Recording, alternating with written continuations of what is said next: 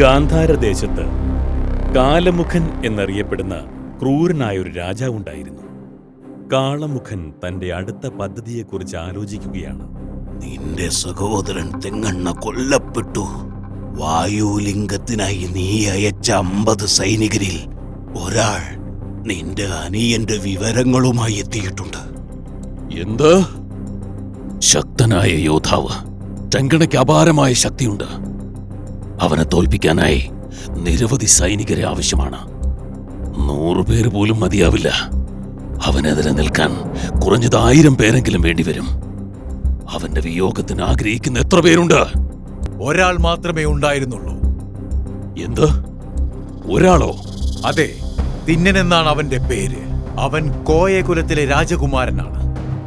എന്റെ സഹോദരൻ മരിക്കുന്നതിന് മുമ്പ് എത്ര പേരെ കൊന്നു? അവൻ ആദ്യം തന്നെ കോയകുലം നശിപ്പിക്കുമായിരുന്നില്ലേ? ഞങ്ങൾ വായുലിംഗം സ്ഥിതി ചെയ്യുന്ന സ്ഥലത്തിനടുത്തെത്തിയിരുന്നു. തെങ്കണ്ണ ആ കാട്ടിലെ ചില സ്ത്രീകളോട് മോശമായി പെരുമാറി. അപ്പോഴേക്കും തിന്നൻ അവരുടെ രക്ഷയ്ക്കെത്തി. ആ പോരാട്ടത്തിൽ ഞങ്ങളുടെ എല്ലാ ആളുകളും കൊല്ലപ്പെട്ടു. എന്റെ സഹോദരൻ മരിച്ചപ്പോൾ നീ എന്തിനാണ് ഒറ്റയ്ക്ക് ജീവനോടെ വന്നത്? കാലമുഖ, നീ ദുഃഖിക്കരുത്. ഭാരതഭൂമി സമ്പത്തും പ്രതാപവും കൊണ്ട് നിറഞ്ഞിരിക്കുന്നു. പഞ്ചഭൂതലിംഗങ്ങളെപ്പറ്റി ഞാൻ പണ്ടേ പറഞ്ഞിട്ടുള്ളതല്ലേ. പൃഥ്വിലിംഗം കാഞ്ചീപുരത്ത് സ്ഥിതി ചെയ്യുന്നു. ജലലിംഗം ജംബുകേശ്വരത്ത് സ്ഥിതി ചെയ്യുന്നു.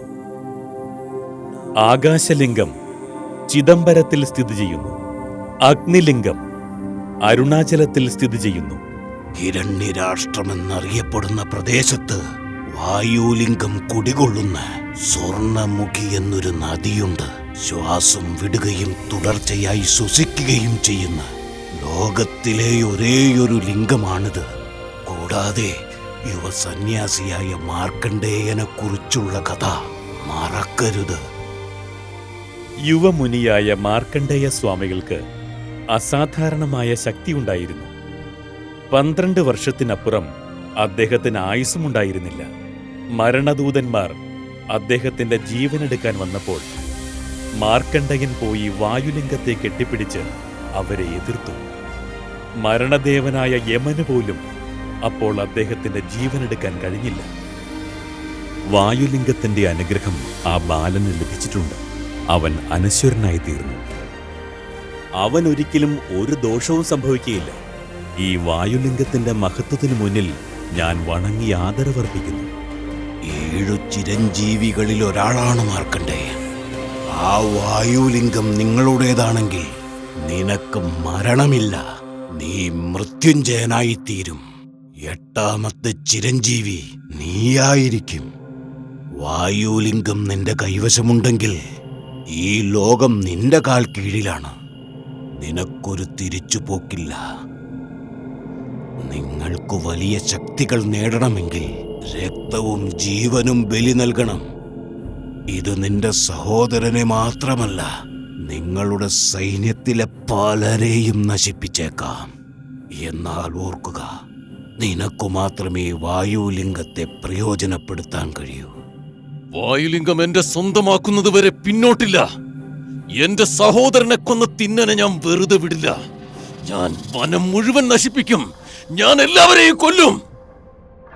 അവൻ കാലമുഖനാണ്. അവനൊരു മനുഷ്യ പിശാചിനെ പോലെയാണ്. കുറച്ചു പേരെങ്ങാനും വന്നാൽ തിന്നൻ അവരെ കൊല്ലും. 1000 വന്നാൽ എന്ത് സംഭവിക്കും? മരണം നമ്മുടെ വിധിയാകും. പേടിക്കണ്ട. സേനകൾ ചേർന്ന് പോരാടിയാൽ വഴിയിൽ വരുന്ന ആരെയും നേരിടാം. അപകടം ഇതാ അടുത്തെത്തി കഴിഞ്ഞു. എല്ലാ വീടുകളും ആപത്തിന്റെ വക്കിലാണ്. നമ്മളെല്ലാവരും അത്യാപത്തിലേക്ക് പോകുന്നു. ആദ്യമായി മാരമ്മ പറഞ്ഞത് ശരിയാണ്. കാലങ്ങൾക്ക് ശേഷം അവർ ആദ്യമായി സത്യം പറഞ്ഞു. ഇങ്ങനെ പേടിച്ച് കല്ലുകളെ പൂജിച്ചുകൊണ്ടിരുന്നാൽ നമ്മൾ മരിക്കും. ശത്രുക്കൾ വരുമ്പോൾ സിംഹത്തെ പോലെ ഗർജിച്ച് തലയുയർത്തി അഭിമാനത്തോടെ മരിക്കൂ. നിങ്ങൾ ഭയപ്പെടുന്നുവെങ്കിൽ എല്ലാ ദിവസവും മരിക്കുന്നതിന് തുല്യമാണ്. മരണത്തെക്കാൾ വിലയുള്ളതായിരിക്കണം ജീവൻ. ഒരു യോദ്ധാവിനെ സംബന്ധിച്ചിടത്തോളം നമ്മൾ എങ്ങനെ ജീവിച്ചു എന്നതിലല്ല, എത്ര മഹത്വത്തോടെ പോരാടി മരിച്ചു എന്നതിലാണ് കാര്യം. നീ പറഞ്ഞത് ശരിയാണ് തിന്ന. നീ ഈ നിവേദ്യവും ആരതിയും സമർപ്പിച്ച് അമ്മയുടെ അനുഗ്രഹം നേട്. എനിക്ക് ആരതി അർപ്പിക്കേണ്ടി വന്നാൽ ഞാനതിന്റെ പിതാവിന് സമർപ്പിക്കും. അത് നമ്മുടെ കുലത്തിന്റെ നാഥനാഥന് സമർപ്പിക്കും. തിന്ന, ദൈവത്തെക്കുറിച്ച് നീ തെറ്റായി പറയരുത്. ഈ ഗ്രാമത്തിന്റെ ഒരു നേതാവ് എന്ന നിലയിൽ ഞാൻ അമ്മൂരുവിന് ആരതി അർപ്പിക്കും. അമ്മേ, നാരങ്ങയും മത്തങ്ങയും എറിഞ്ഞാൽ നമ്മൾ യുദ്ധം ജയിക്കുമോ? എത്ര ഭ്രാന്തമായ വിശ്വാസങ്ങളാണത്. നമ്മൾ ജീവിതത്തിനായി പോരാടണം.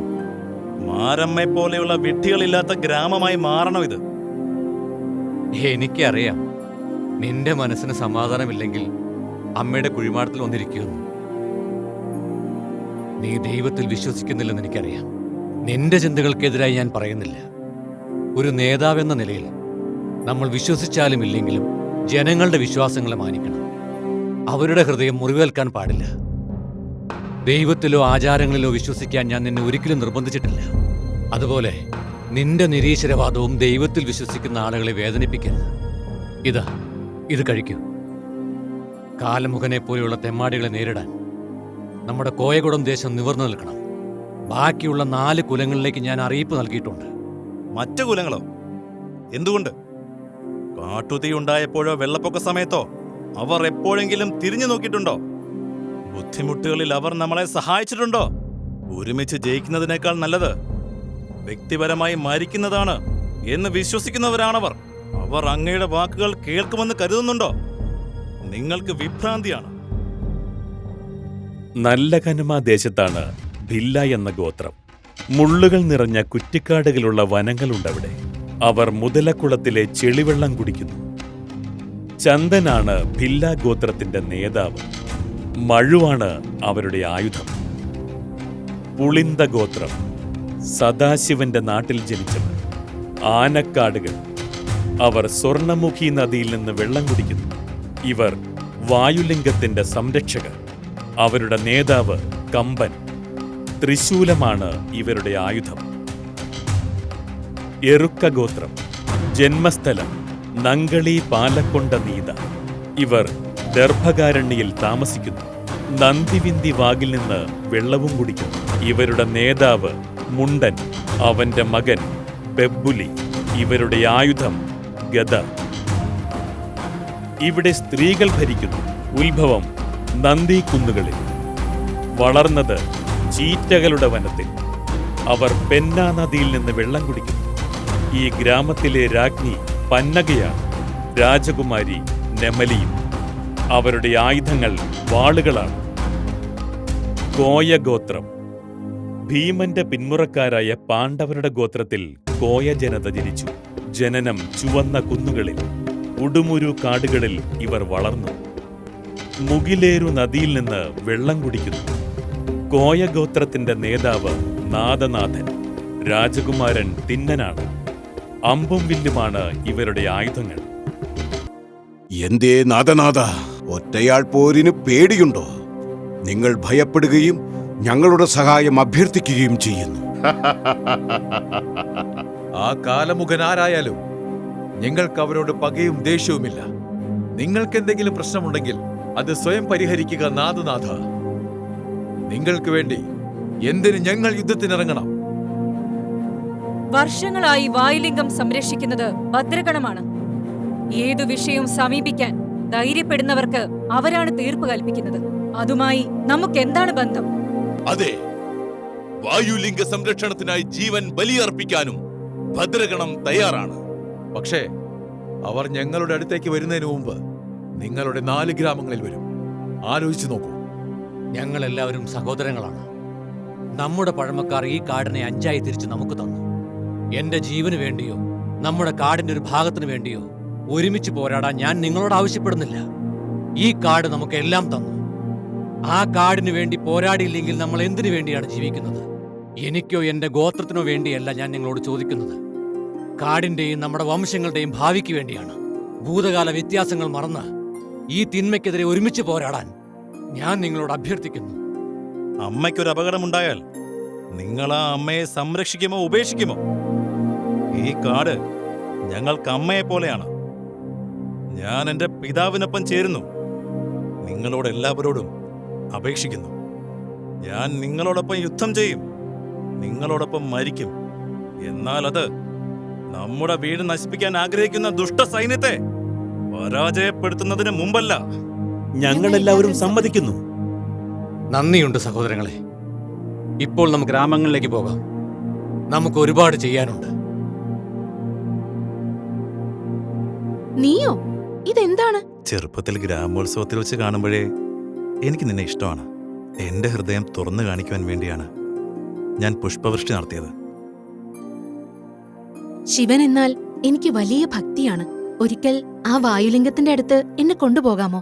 നമലി രാജകുമാരി, ആരോടാണ് നിങ്ങൾ ചോദിക്കുന്നത്? ഈ നിരീശ്വരവാദി തിന്നൻ നിങ്ങൾക്ക് വായുലിംഗം കാണിച്ചു തരുമെന്നാണോ? അവൻ നിങ്ങളുടെ വിശ്വാസത്തിലൊന്നും വീഴാൻ പോകുന്നില്ല. ജീവിതത്തിൽ അങ്ങനൊരു സംഭവം ഉണ്ടാകാനും പോകുന്നില്ല. ഏറ്റവും ആദരണീയനും പവിത്രനുമായ അഗസ്ത്യ വംശത്തിൽപ്പെട്ട ഒരു ബ്രാഹ്മണനല്ലാതെ അതിന് കാവല് നിൽക്കുന്ന ഭദ്രഗണത്തിന് പോലും വായുലിംഗത്തെ കാണാൻ കഴിഞ്ഞിട്ടില്ല. 15 ദിവസത്തിലൊരിക്കൽ മഹാദേവ ശാസ്ത്രി അതിന് പൂജ നടത്തും. അഗസ്ത്യവംശത്തിൽ അവർ ഞങ്ങൾക്ക് മാത്രമാണ് അങ്ങയെ ആരാധിക്കാൻ അനുവാദം നൽകിയിരിക്കുന്നത്. എന്റെ മകനെ ഇവിടെ വരാൻ ഞാൻ അനുവദിക്കുന്നില്ല.